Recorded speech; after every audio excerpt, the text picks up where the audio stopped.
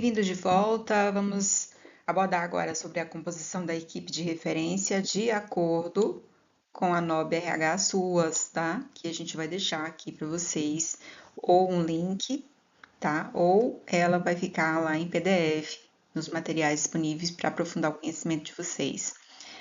É um material bacana, comentado, que explica direitinho sobre essa questão da composição das equipes, né, as competências, atribuições, e nesse primeiro momento aqui, a gente vai falar um pouquinho sobre a quantidade, né, de profissionais para compor a equipe de referência nos equipamentos, nas unidades de CRAS. Tá? Então, municípios pequenos, né, os municípios de porte 1, ali naquele recorte de até 2.500 famílias referenciadas, tá? E aí vamos entender essa questão de famílias referenciadas aqui, o número de famílias com aquela per capita de até meio salário mínimo ali dentro daquele território, tá? De acordo com os indicadores estabelecidos por órgãos federais. Não é de qualquer jeito que o CRAS se localiza em um território. Então, se o município é pequeno e as famílias referenciadas não chegam aí a 2.500 famílias, o CRAS deve ter, no mínimo aqui, tá? Então, a equipe mínima, 2 técnicos de nível superior, tá bom? E aí, ele orienta o seguinte, que tem que ser um assistente social, tá aqui, um assistente social e outro, preferencialmente, psicólogo, tá? Preferencialmente. Um, necessariamente, tem que ser um assistente social e o outro, preferencialmente, psicólogo. Nesse caso aqui, desse equipamento, né, dessa unidade de CRAS, com essa capacidade de atendimento aqui de até 2.500 famílias referenciadas no território, tá? Então, aqui, ó, aí além dos técnicos de nível superior, tem que ter, no mínimo, 2 técnicos de nível médio para subsidiar essa equipe aqui, tá? E aí, se o município for de porte 2, né, aí os CRAs têm que estar divididos aí nos territórios, de acordo com a situação de vulnerabilidades ali, aqueles recortes de regiões, né, com maior índice de famílias em situação de vulnerabilidade, e aí o número de famílias referenciadas ao CRAS aqui de até 3.500 famílias, não é famílias atendidas, é famílias referenciadas. Aquele grupo de famílias ali que pode acessar o equipamento, né, dentro daquela região. A exigência aqui seria de 3, aí recomenda-se, no mínimo, novamente aqui, 3 técnicos de nível superior, sendo 2 assistentes sociais, né? E, preferencialmente, um psicólogo, tá? Então, tem que ter, quando o equipamento, ele atende, está numa região com essa quantidade de famílias ali para atender, né?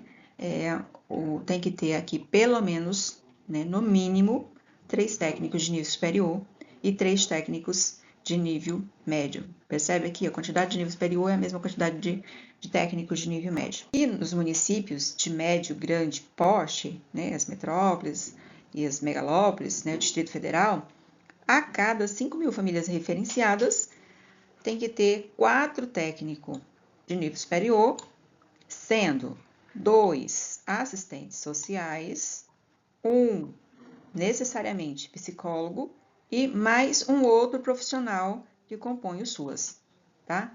Então, aqui, 4 técnicos, sendo 2 assistentes sociais, 1 psicólogo e 1 profissional que compõe o SUAS. Esse outro profissional aqui, que compõe o SUAS, pode ser pedagogo, pode ser um antropólogo, pode ser um sociólogo, né? Que vai compor essa equipe aqui.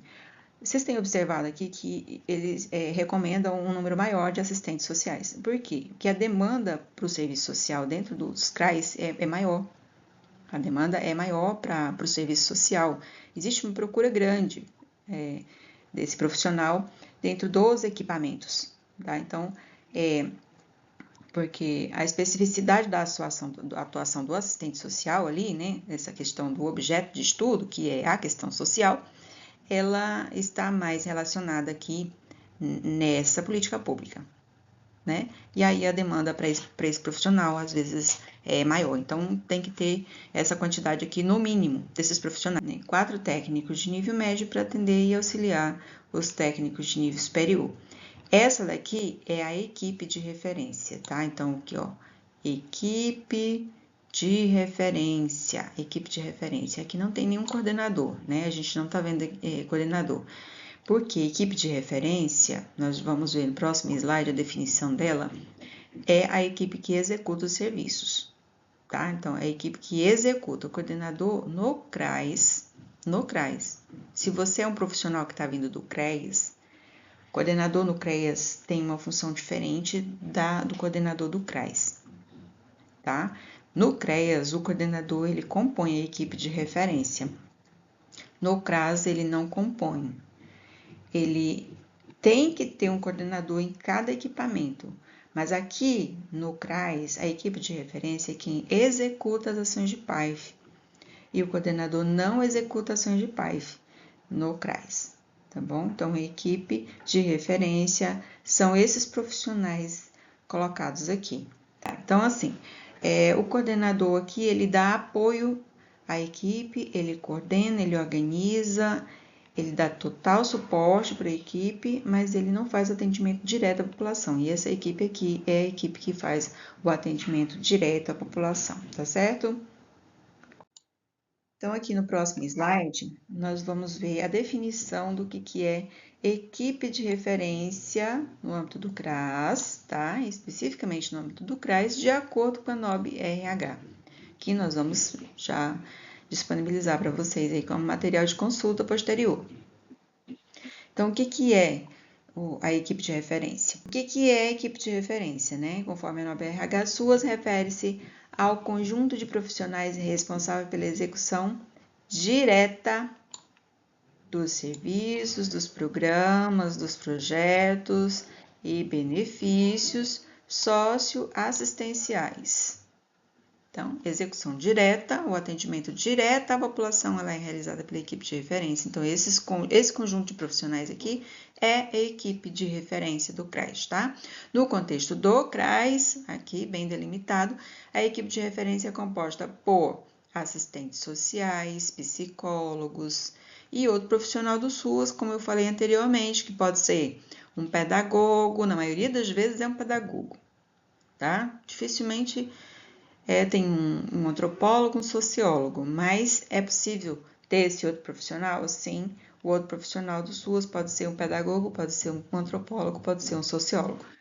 E os agentes administrativos e orientadores sociais, que são os profissionais aqui de nível médio, tá? O coordenador, né, no caso, os coordenadores, embora desempenham um papel vital na organização e supervisão das atividades do CRAS, não fazem parte da equipe de referência que oferta diretamente os serviços. Tá certo? Então, para ficar claro em relação a isso aqui, o coordenador ele tem as suas atribuições específicas, né? E ele não está no CRAS para ofertar diretamente o serviço, o atendimento direto à população, no sentido de ofertar a PAIF, no sentido de ofertar serviço de convivência. Acontece do coordenador fazer essas funções? Acontece, e muito. Tem muitos CRAs que sim, que o coordenador, ele atende a população, ele atende as solicitações de cesta, ele faz a concessão de cesta, ele executa serviço de convivência, executa oficina, acolhida. Tem equipamento que faz isso? Tem, mas isso não está de acordo com as orientações do MDS, e isso pode resultar em prejuízo para o serviço, porque quando o coordenador ele sai da função dele e começa a executar a função dos técnicos de referência, né, ou dos agentes administrativos e orientadores sociais, acaba que comprometendo a função dele, né? E um outro problema é o que pode ser até uma implicação ética, no caso de oferta de cesta, de atendimento de benefícios eventuais por questões políticas e pessoais, é um problema seríssimo, né? E diante de uma auditoria do Ministério Público, do Tribunal de Contas, isso pode resultar em penalidades para o coordenador, para o município, né? Então, é uma questão que os coordenadores precisam tomar um posicionamento em relação a isso. A gente sabe da realidade do Brasil, né, que os serviços são muito precarizados, muitos municípios não conseguem contratar os servidores suficientes, não conseguem realizar concurso, então tem muito também engajamento político, né, onde o cargo de chefe imediato ele é por indicação, então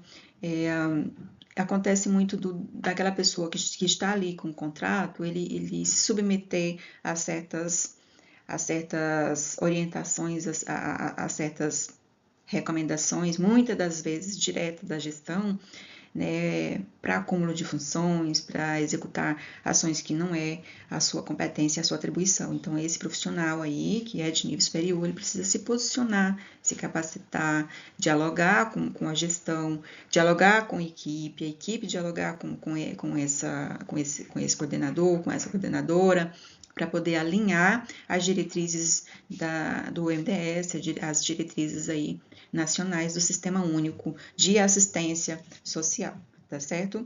E aí a gente vai dar continuidade nas próximas aulas sobre as atribuições da equipe de referência, né, de cada técnico aqui, tanto da equipe de nível superior, os técnicos de nível médio e também as atribuições do coordenador, tá? Muito obrigada, não deixe aí de deixar a sua dúvida, o seu comentário logo abaixo aqui da aula. Até a próxima!